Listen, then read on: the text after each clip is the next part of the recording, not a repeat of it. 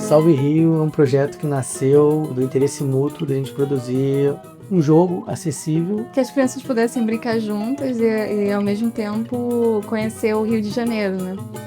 O Rio de Janeiro ele é um caldeirão cultural que originou diversas formas artísticas, musicais, e foi constituído por diversos tipos de pessoas, né, com diversas características, diversas origens. Nosso foco é mostrar que a cultura do Rio de Janeiro, né, a cultura fluminense, está intrinsecamente ligada a essas características diversas.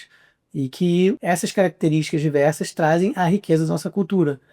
Pessoas com características distintas, né, com vivências diferentes, elas formaram a riqueza cultural carioca. O carioca que a gente conhece hoje, que é exportado para o mundo inteiro. A gente aliou esse aspecto da diversidade à acessibilidade também. Porque a gente acredita que a cultura tem que ser difundida para todos, né? Incluir pessoas que normalmente não estão sendo inseridas é necessário, né? Sim. Todo mundo tem direito de acesso à cultura, todo mundo precisa da cultura. É muito importante a participação de todos também.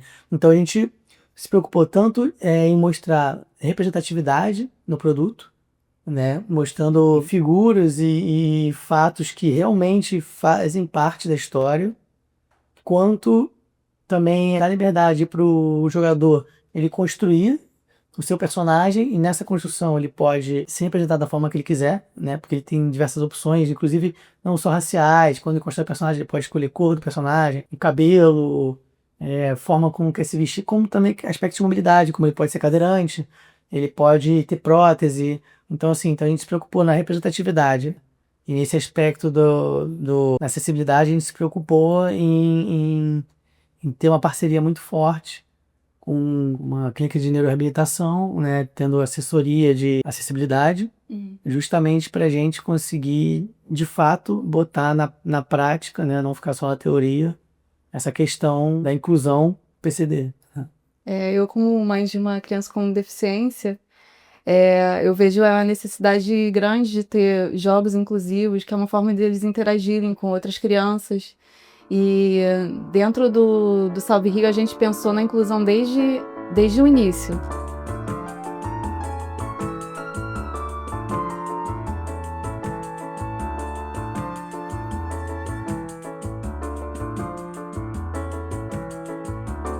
Com relação à acessibilidade do jogo, a gente sabe que tem bastante jogo, tecnologia é uma coisa que tá muito na mídia, mas a verdade é que a quantidade de jogos acessíveis ele é muito pequeno, é um mercado muito restrito. A gente sempre fala que paciente com comprometimento motor mais grave, ele precisa de muita tecnologia assistiva. Ela tinha que estar ali porque você tem muita gente que tem um cognitivo preservado, mas que precisa dessa acessibilidade para conseguir se desenvolver, né? Para conseguir falar, para conseguir tá incluído e até para performar. É super legal a gente conseguir trazer pro Salve Rio um jogo que a gente pode adaptar não só para pacientes com TEA, com TDAH, que tem questões visuais, paciente com baixa visão. A gente pensou em muita coisa quando a gente estava pensando no Salve Rio, o que a gente pode trazer de máximo de acessibilidade para dentro desse jogo, para que ele seja acessível para a maior quantidade de público possível, né? Maior quantidade possível de acessibilidade para ele, né? Pensando em vários quesitos durante a construção do jogo. Às vezes, alguém que tem uma hiperresponsividade visual, se o ambiente está muito poluído, se tem muita imagem, se tem muita figura, se ele está muito colorido, ele também estressa essa via sensorial que é a via da visão. Então a gente também pensou em possibilidades onde tivesse mais características ali dentro da tela, então um jogo colorido, às vezes para quem tem essa possibilidade do colorido chamar a atenção, mas também tem a possibilidade de colocar um jogo mais clean, que não sobrecarregasse visualmente aquela pessoa ali que tem uma dificuldade maior. Com relação a som, por exemplo, se tem muito barulho, muito ruído, algumas pessoas se incomodam, pessoas com TDAH, pessoas com transtorno do espectro autista, isso pode incomodar e sobrecarregar também esse sistema auditivo. Então a gente pensou em possibilidade de fazer a alteração do quanto de informação auditiva vai estar chegando para que ela possa regular a quantidade de estímulo auditivo também que está chegando durante o jogo. A gente pensou na parte de audiodescrição, então quem tem alguma questão visual, né, que aí já é muito baixa visão, ou quem é cego mesmo, de poder ter a parte da audiodescrição, então você vai narrando o jogo, então contando a história, narrando as coisas que estão ali para que a pessoa também possa jogar. Quando você quiser, tá? Sobre uma mesa, o livro Salve Rio se abriu e na primeira página o Pão de Açúcar surgiu. Enquanto ele gritava, por onde o som ecoava, com um grito o solo rachava e espinhos ele criava e uma grande confusão, a cidade se transformava. A gente buscou fazer uma coisa bem humanizada, né? Que não fosse aquela coisa mecânica, de que vai só falando dos elementos que estão ali na tela, mas que tivesse integrada com o jogo, né? Pedras portuguesas em preto e branco, formando desenhos geométricos no chão.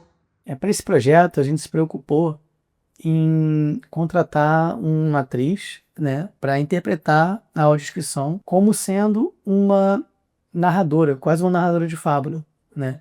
Porque a gente queria que a audiodescrição fizesse parte da construção do produto audiovisual, né? Que ele passasse não só a informação fria, né, a representatividade do que é a imagem, dos elementos, como a gente também queria passar a emoção e o sentimento, né? Eu acho que a imagem é muito sentimento, né? É muito mais sentimento do que fato, né? A gente não tá querendo passar fato. A cena retrata um espaço degradado, tomado por lixo e entulho. O chão de pedras cinzentas está coberto por objetos espalhados. Bacias, baldes, garrafas plásticas, vasos pequenos com plantas, uma pá caída e um monte de areia. Ao fundo... Se no produto o audiovisual tá passando um sentido naquela parede ser branca, a gente tem que garantir que a pessoa, através da audiodescrição, também veja esse sentido, através das palavras, né? Que muitas vezes uma transcrição mecânica não passa. Exatamente. Faz a descrição do ambiente, mas sem passar emoção. Eu acho que se a gente tem uma interpretação ali da audiodescrição, não aquela coisa robótica da audiodescrição, eu acho que fica muito mais interessante, porque eles enxergam o mundo através da voz de outra pessoa, né? Então, se você tem uma coisa muito mecanizada, eu acho que você perde um pouco do brilho da coisa. A gente está falando de jogo, de diversão. Então, se você pode ter essa interpretação mais teatral, vamos dizer assim, eu acho que isso enriquece muito mais o jogo, né? O divertimento. A gente está falando de aprender através de diversão, de um outro olhar. A gente está falando com criança, a criança precisa realmente se interessar. E eu acredito que essa parte de conseguir interpretar, trazer vida para a voz dessa pessoa, isso enriquece muito e inclusive aumenta o interesse dessa criança para o jogo e para a aprendizagem, porque não é um jogo pura e simplesmente para diversão. A gente está trazendo conteúdo para que você possa aprender através da brincadeira. A criança aprende através da brincadeira. Então, como é que a gente pode trazer um jogo mais interessante possível para essas crianças, não só as sem deficiência, mas também as com deficiência, né? Que precisam desses outros recursos que são extremamente limitados.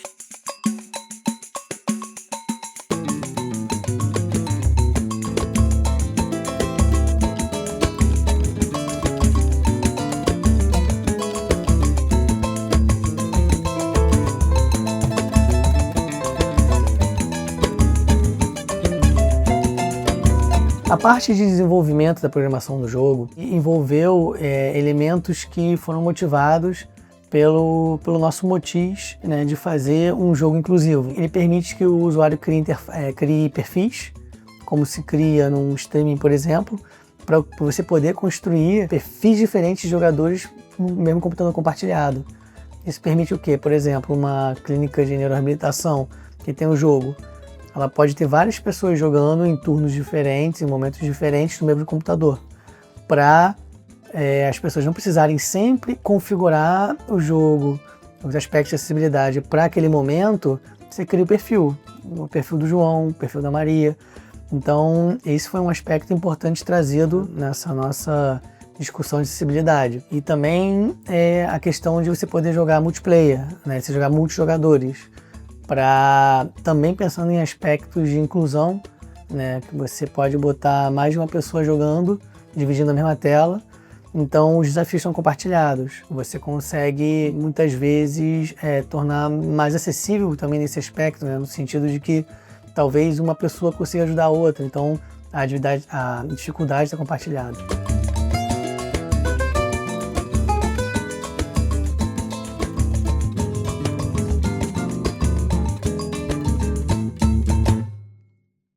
O gênero do jogo, ele é um jogo adventure, de exploração, point and click, né? Onde o jogador ele controla um personagem, que ele vai explorar o ambiente, vai ter ações para fazer no ambiente, objetos para interagir, né? Ele vai precisar perceber que objeto ele tem que usar para que objetivo ele vai conseguir. Todas as localidades elas exploram desafios relacionados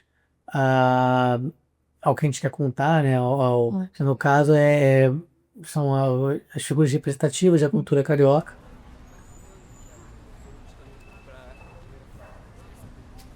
E os cenários também são relacionados às localidades que fazem parte do contexto que essas personalidades estão incluídas.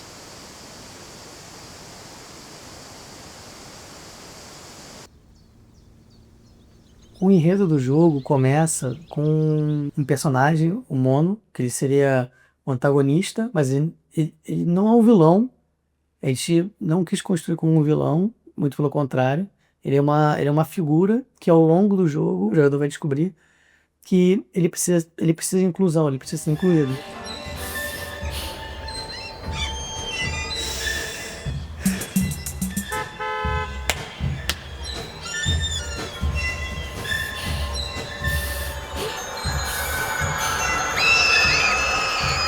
O Mono é uma criatura mágica que possui diversos aspectos de hipersensibilidade sonora, visual, de tato, né? Ele não se comunica através de fala, de som, ele se comunica através de cards de comunicação, né? A gente quis botar uma ideia da necessidade de inclusão, então a gente fez alguns mimetismos em relação a pessoas que precisam de recursos, né, para acessibilidade, né, de comunicação. E ele, como um ser mágico no início, ele foi exposto a um hiperestímulo que ele não foi capaz de suportar, até por ele não estar inserido corretamente no contexto, né? Ele não está com aparelhos de acessibilidade, coisas que conseguissem o deixar confortável e incluído. Ele dá um grito de desespero que ele se petrifica e modifica toda fisicamente meio o Rio de Janeiro. A gente quis representar um sofrimento simbólico de forma física, até por aspectos do nosso público-alvo, né, infanto-juvenil, que eu acho que é uma abstração visual que facilita a criança entender que ele está em sofrimento.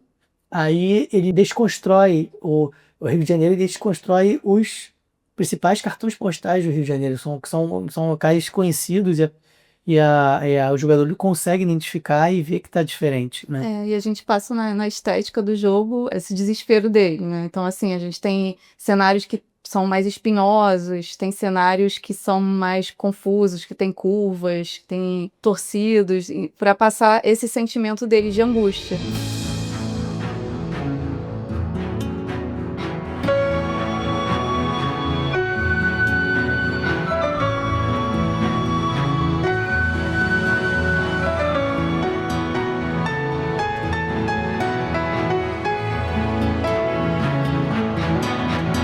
Para criar as artes do projeto Salve Rio, eu me inspirei muito no próprio estado do Rio de Janeiro, né? Nas belezas tanto arquitetônicas quanto naturais. E eu sempre busco trazer essa questão da cultura carioca, né? Inclusive, porque como a gente fala no jogo de identidade cultural carioca, eu achei importante sempre focar nesses aspectos do nosso cotidiano dentro da cidade. Para a elaboração das artes, eu iniciei os desenhos com croquis, né, à mão livre. Depois eu fui para a parte digital Aí dentro dos estudos conceituais eu fui fazendo pintura digital, mas eu acabei seguindo pelo caminho das artes em pintura acrílica, tinta acrílica, para trazer algumas características de texturas, que eu achei que representaria melhor o conceito do jogo e até traria essas características lúdicas de forma mais assertivas.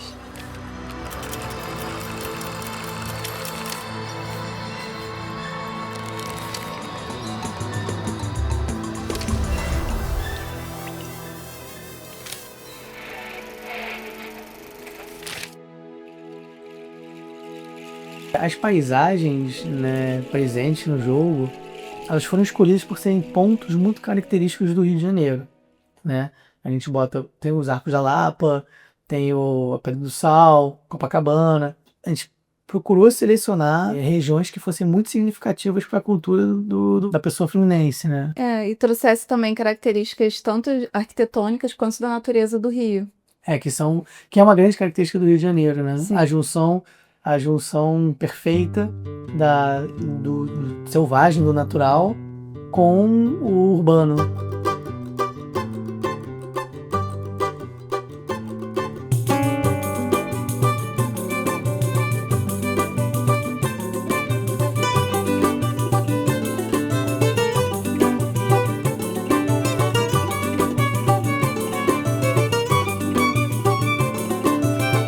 Para a execução do projeto, a gente contou com uma equipe multidisciplinar, mas, acima de tudo, a gente fez desde o início com que todos estivessem incluídos dentro desse ambiente das pessoas com deficiência. Então, nossas primeiras reuniões elas foram feitas numa clínica de reabilitação neuropediátrica, onde todos tiveram acesso, né? Como que são os equipamentos que as crianças usam,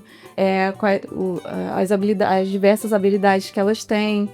E a gente contou com uma assessoria de acessibilidade, né, para explicar como que é esse universo.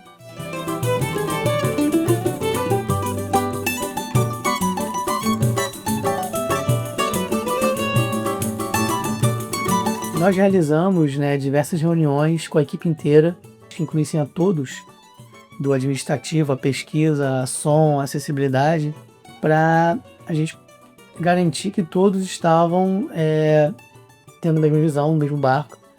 E não só de uma forma expositiva, mas de uma forma construtiva, porque essas reuniões ajudaram a construir o jogo como um todo, né?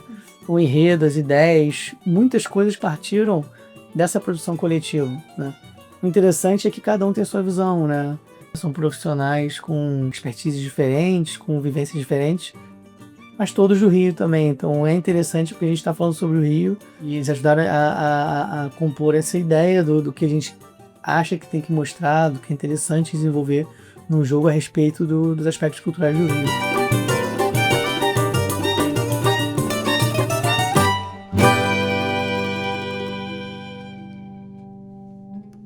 A música é um elemento crucial para o jogo, para a construção, né, da imersão e também da transmissão do conhecimento da cultura carioca, né, e fluminense.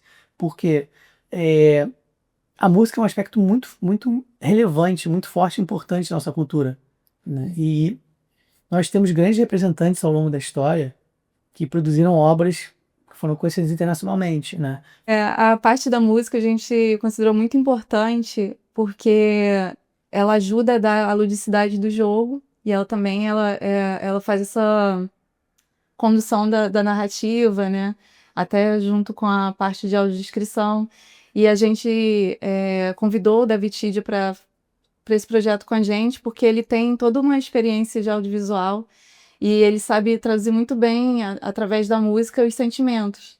E o trabalho dele foi super importante para conseguir traduzir em som os ambientes por onde as crianças vão estar circulando no jogo. Eu acho que toda a produção dele é muito rica, culturalmente falando, porque ele está resgatando obras que são muito significativas para a nossa identidade cultural, né, de personalidade muito importantes para o Brasil e para o mundo, só que também dando uma roupagem mais contemporânea, né? E é importante de trazer também para a parte contemporânea de fazer justamente essa interação das crianças, que são uma nova geração, com o passado. de forma que elas interagem de forma mais lúdica também, né?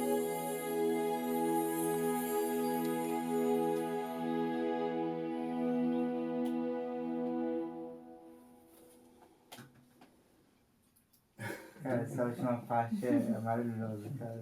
Assim, toda música como toda é. Tô querendo montar tudo isso já. Dá curiosidade, cabeça, né? né? Montar a imagem, o som, né? É cinema, né? Sim. Eu não sou um game player, né? Então, para mim, as mesmas questões são as questões cinematográficas que vêm de roteiro. As premissas, na verdade, de referência são dramatúrgicas, quer dizer, ou seja, elas vêm da necessidade que a música tem de responder a necessidades, não é, do produto para o qual você está trabalhando. E nesse caso, especificamente, eu acho que a importância, digamos assim, do que eu concebi para este trabalho, como referência, foi exatamente para quem se dirige. Esse jogo é um jogo que parte de uma explosão, né, de um personagem que a gente chamou de mono, porque ele seria estéreo, né, no caso, e agora tem um problema, e ele, né, ouve, digamos, por um canal só, e a tentativa do jogo é que ele recupere esses movimentos, e é lindo esse trabalho,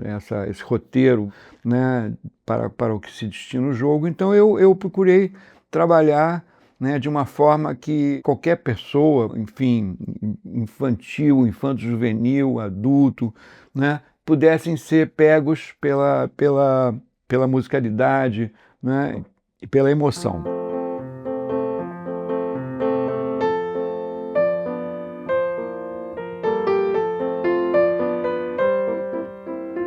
Esse jogo aborda, né, exatamente a cultura, principalmente do Rio de Janeiro, né, com as suas zonas, Zona Oeste, Copacabana, a Zona Central, personagens que encarnam, né, isso, essa cultura, Noel Rosa, não é? E Chiquinha Gonzaga e tudo mais. Então eu pude, digamos, extravasar a minha musicalidade e o que eu conheço dessa cultura, do que eu trabalho, do que eu admiro, principalmente, né? Então é importante que essas pessoas, todas as pessoas, tenham, através do jogo, consciência da música, né, que se fez, né, e que faz parte da nossa cultura, do nosso acervo identitário, né, de todas as músicas, né, da cultura negra, da cultura indígena, né, da cultura europeia, né, que fazem a nossa identidade.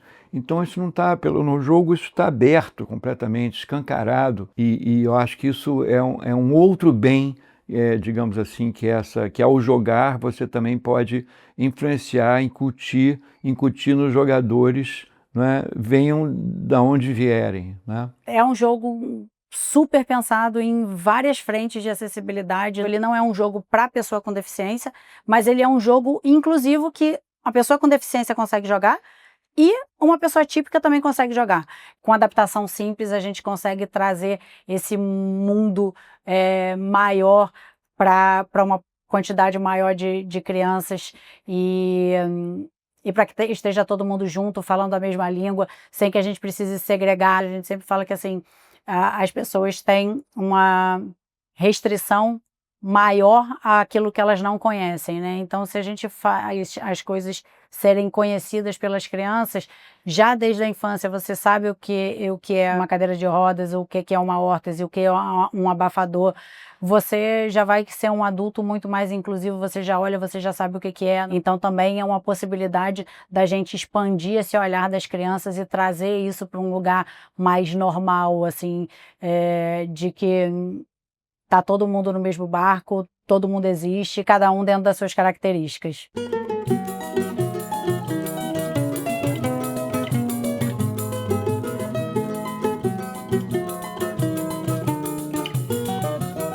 A gente espera que o Salve Rio ele ajude a elevar o nível da questão da acessibilidade nos jogos, né?